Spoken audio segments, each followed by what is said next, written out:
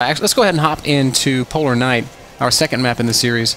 I don't mind the mutas at all in that situation. I still think he was so far ahead after killing all those zealots, scouting everything. That's fine, Ben. We agree to disagree. You can say what you want. I think it was too close because I don't think Hyun had to make it that close. But that's fine. It didn't look very close to me, Kev. Well, it looks like a pretty one-sided game to me, Kev. Well, that's because you don't see the game like I do. I just saw roaches crushing stalkers, Kev. It's fine, Ben. Stick to hosting. just kidding, bro. Go ahead and introduce the players. You're very good at that. I'm teasing you. Spawning in the bottom right-hand corner of the map, Blue Protoss player representing Team Axiom. This is Crank.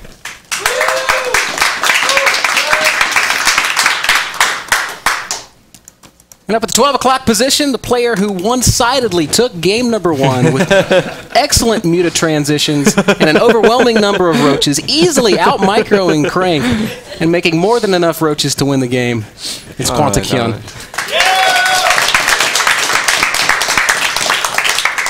Got some shenanigans going on in game number 2 here, very early on. I think this was a 12 pool, correct? It was a fast pool, that's for sure. Much quicker than what we're used to seeing out of Hyun. It looked like 12 to me, too. Okay, that's kind of a weird number. That's not something you often see. 10, okay, or just 14 or 15.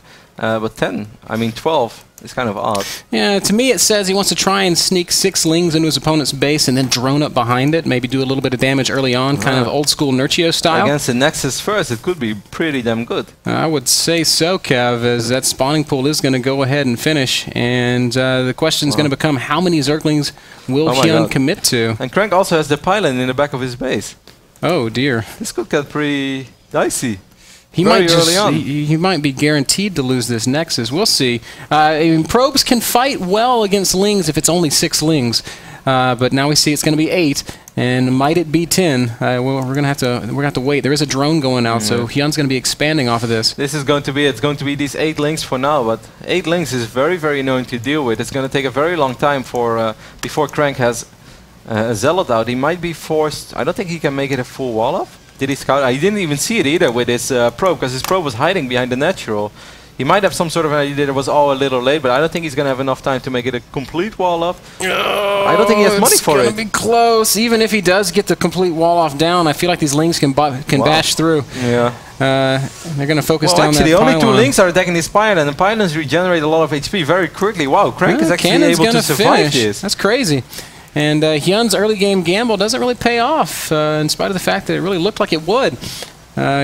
It's a solid opening out of Crank. 11 pool is what it should have been. Very well done by Crank. I don't think he even saw the links passing through. I was too focused on the wall, but I think what he did see was that this hatchery is just a little later, and he obviously immediately put the pieces together, like, something's off over here.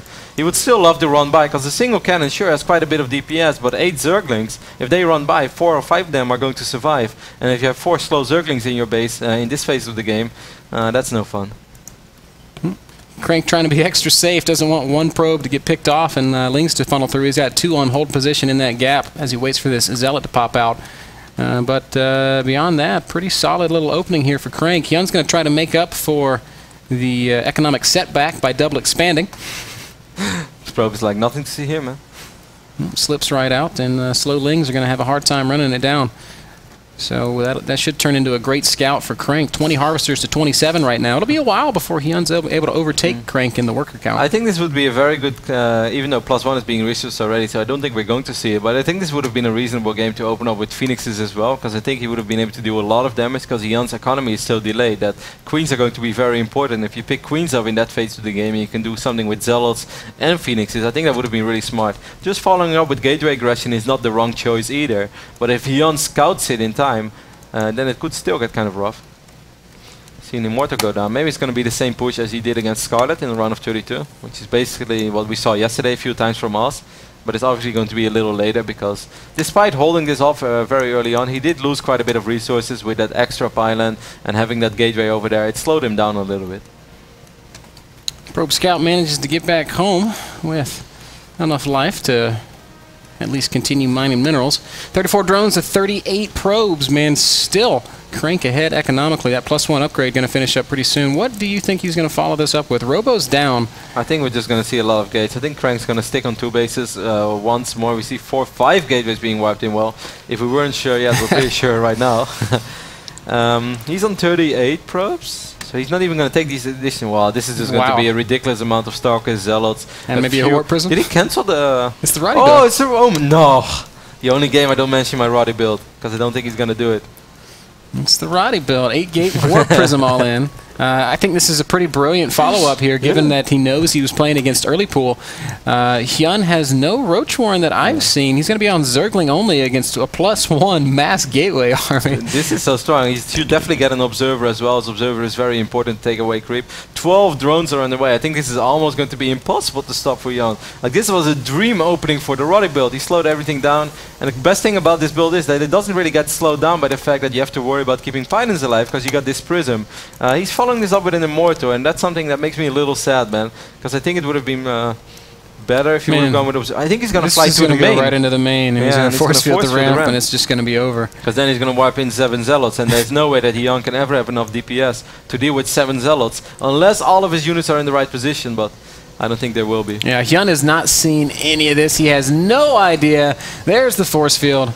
There's the force field. There we go. And here comes the Zealot Warp in, and well, what we know is this is definitely a dead main base. A lot of spine crawlers trying to go down in reaction, but I do not think that's going to make much of a difference. Roach Warren's going to fall, the layer's going to fall, the spawning pool will die, more spine's going to get started up, but they're never going to finish. This is already really bad when it happens out of 3 or 4 gates and you're locked out of your main, but the moment that Crank is able to warp in 6, 7 Zealots at once, he might even be able to take... This is the force field, and a lot of units spawning at the same time. He should still be okay. He can warp in 7 Zealots on top of it, and Hyun just doesn't have the amount of units to actually out-micro the Zealots. Crank will be able to warp in so many units, picked up the spawning pool as well in the back of the main base. No matter how good your micro is, but you're not going to out-micro this amount of Zealots. Too much strength of gateway, and Crank will clean up the entire main base for sure. Crank was still mining gas as well during all this, but he's just like, I think this is a good scenario to make a lot of Zealots. And he was right. Yeah. Roaches all end up falling, and I'm wondering if Hyun's going to try to continue to make this a game. I'm not sure how in the world he's ever going to salvage it. There are Zealots in the natural doing more work down there. He's hoping to reach a critical mass of Roaches that he can actually just start kiting these Zealots, but even when that eventually happens... He can't build units anymore. All he can make are drones. Yeah. His pool's dead. His Roach Warren's dead. There's way too many Zealots to deal with. I think Hyun has no choice but to tap out. Well, I think he's going to survive a little longer, not because he's actually alive, because I do agree with you that he's borderline dead, but that's because Crank is going to back off. Crank is going to play this very safe. I'm not sure what happened with those Immortals that he's building. Are they? Because I don't think they can actually leave. He went and got them. They're now in the 3rd base. Well, that's a bad moment for Hyun. Because then the only hope that he had were a few Roaches, and now he knows.